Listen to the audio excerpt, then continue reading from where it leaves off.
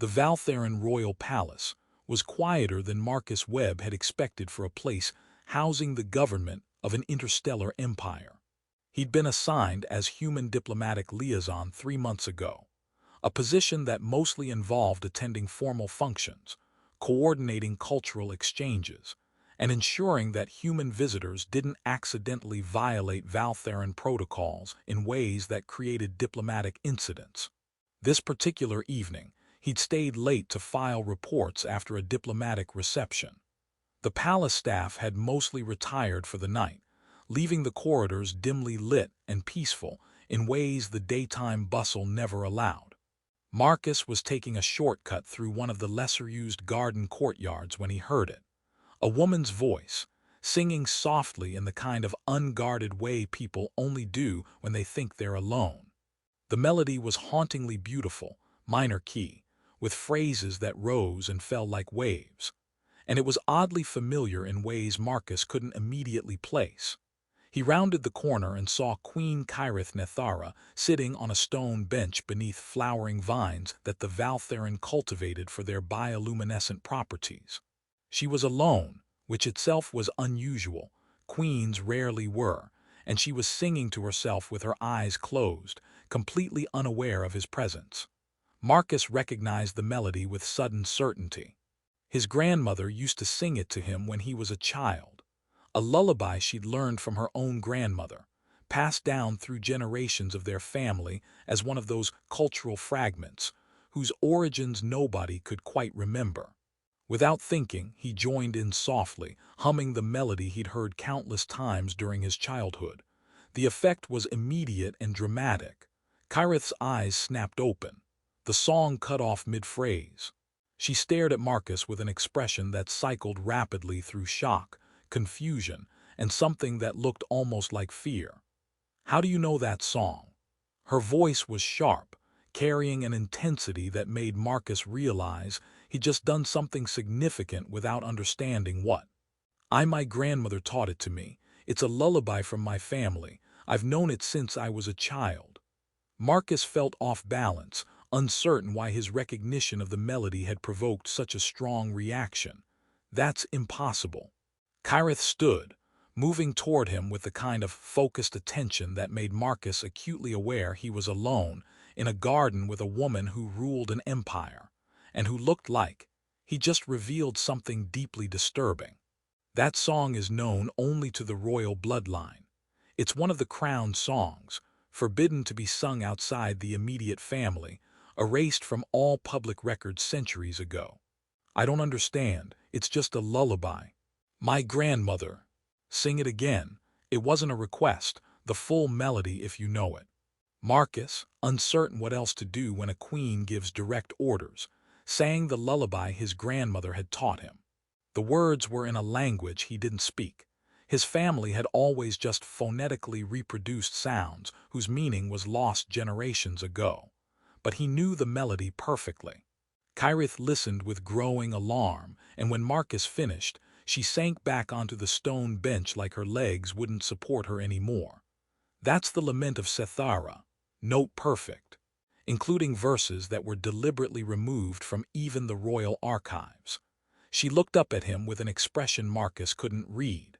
How does a human know a Valtheran crown song that was forbidden 8,000 years ago? How does your family possess knowledge that was supposed to have been erased from existence? Marcus had no answer, but he was beginning to understand that his grandmother's lullaby was far more significant than anyone in his family had ever imagined. Marcus tried to explain what he knew, but his explanation only made the situation more confusing. The song came from his grandmother, who'd learned it from her grandmother, passed down through their family as a lullaby that supposedly came from the old country, though nobody could specify which old country or when it had originated. His family had always assumed it was some fragment of Earth folklore, maybe Celtic or Slavic, or one of the dozens of cultural traditions that got mixed together during humanity's diaspora. But as he provided details, Kyrith's expression shifted from shock to alarm. "Where exactly did your family originate? What region of Earth? What time period?" Marcus provided what he knew. His family line traced back to Eastern Europe, with ancestors who were part of early colonial expeditions to Mars in the 22nd century. But the song predated even that. His grandmother claimed it had been in their family as long as anyone could remember. Kyrith called for her historical advisor, an elderly Valtheran scholar named Theshan who'd spent decades studying the forbidden songs and their origins. When Marcus hummed the melody for Theshan, the old scholar went pale. That's not just similar to the crown songs. That's the lament of Sethara, note perfect. The song that was forbidden after the separation, that was supposed to have been erased from all records except the royal archives. Theshan turned to Kyrith with visible distress. How does a human know this? The separation happened 8,000 years ago. Humans weren't even spacefaring then. Marcus tried to process that a lullaby his grandmother sang to him was apparently an 8,000-year-old alien royal song that had been deliberately suppressed. Kyrith and Theshan began discussing in rapid Valtheran, and Marcus caught fragments through his translator. The lost fleet, the founder's silence, contamination of the bloodlines. This wasn't just about a song. It was about fundamental questions regarding Valtheran history and humanity's place in it. What's the lost fleet? Marcus interrupted, catching that phrase repeatedly. Theshan and Kyrith exchanged glances. Then Kyrith made a decision. 8,000 years ago, a Valtheran expedition departed on a long-range exploration mission and never returned. Official records claim they were lost to navigational error or hostile encounter. But there are suppressed documents suggesting they weren't lost through accident, but through deliberate exile. They were political dissidents, Theshan continued. Members of royal bloodlines who opposed the consolidation of power happening on the homeworld. They chose to leave rather than submit to the new order. The crown songs they carried with them were deliberately erased from our culture to prevent them from being used as rallying symbols for opposition. And you think this lost fleet somehow? Marcus couldn't quite articulate what he was thinking. Found Earth, Kyrith finished quietly, made contact with early human civilizations, and some members stayed. Not as conquerors, but as refugees who integrated into human populations. That's impossible. 8,000 years ago, humans were barely developing civilization, yes, but not incapable of contact. And if that contact happened, if members of the lost fleet integrated into human populations, Kyrith met his eyes. Then you might carry their bloodline, and the song your family preserved for generations might literally be the Valtheran crown song those ancient refugees brought with them. Marcus felt like the ground was shifting beneath him.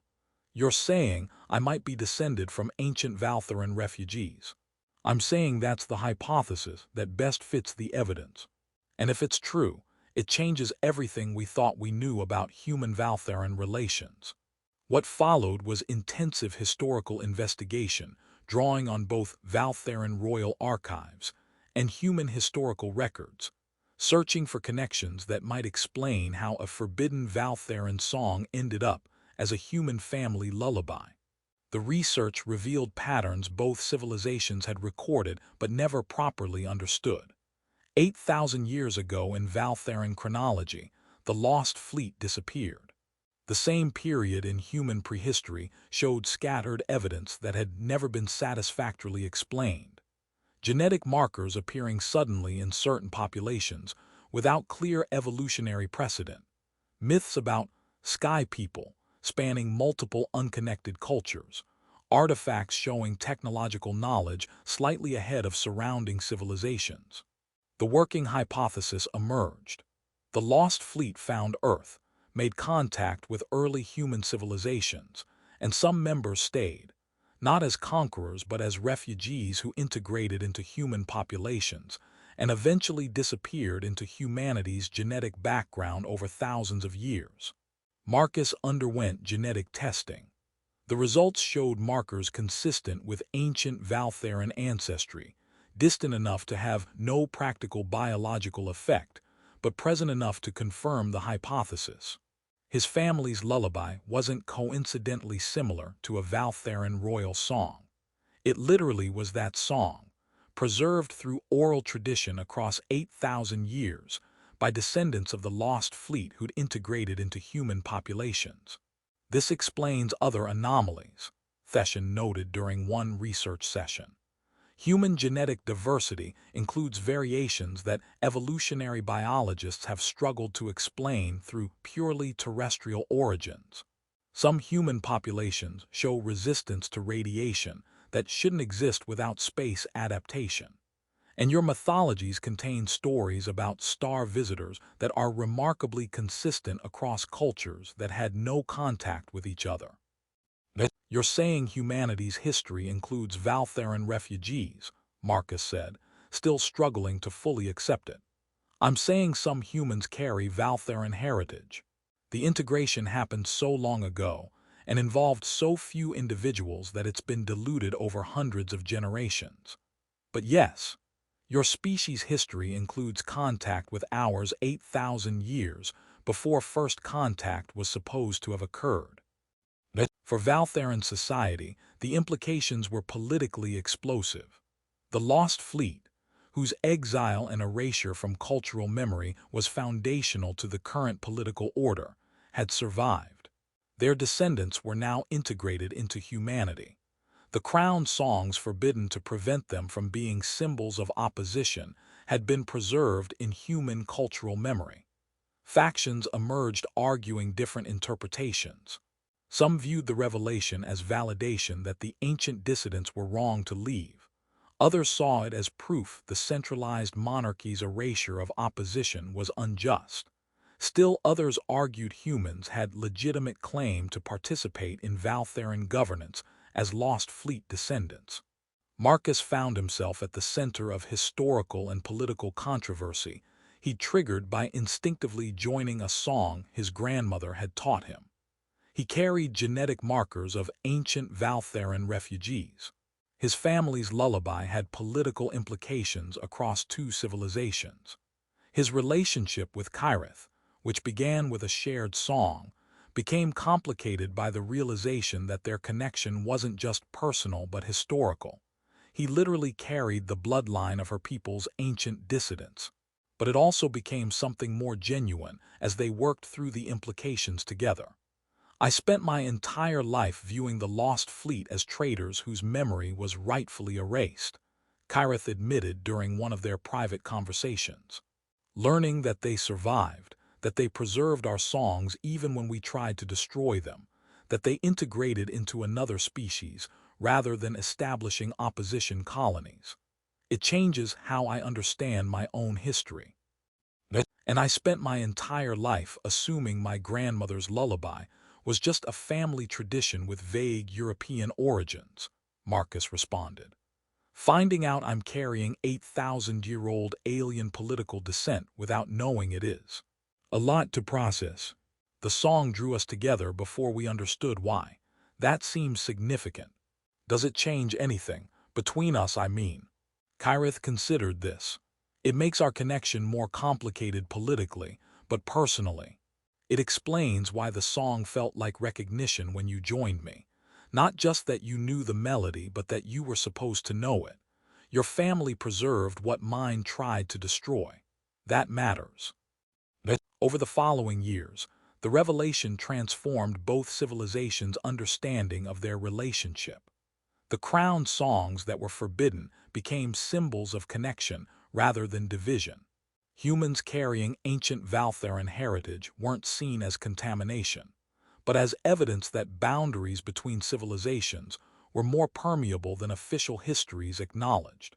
Marcus became a symbol himself, proof that humans could carry echoes of alien history without knowing it, and that sometimes the most important discoveries came from simple acts like joining someone's song. When later asked about the moment everything changed, Marcus's answer was honest. I heard a melody my grandmother taught me and joined in without thinking. I didn't know I was singing a forbidden royal song or revealing connections spanning 8,000 years. I just recognized something familiar and responded.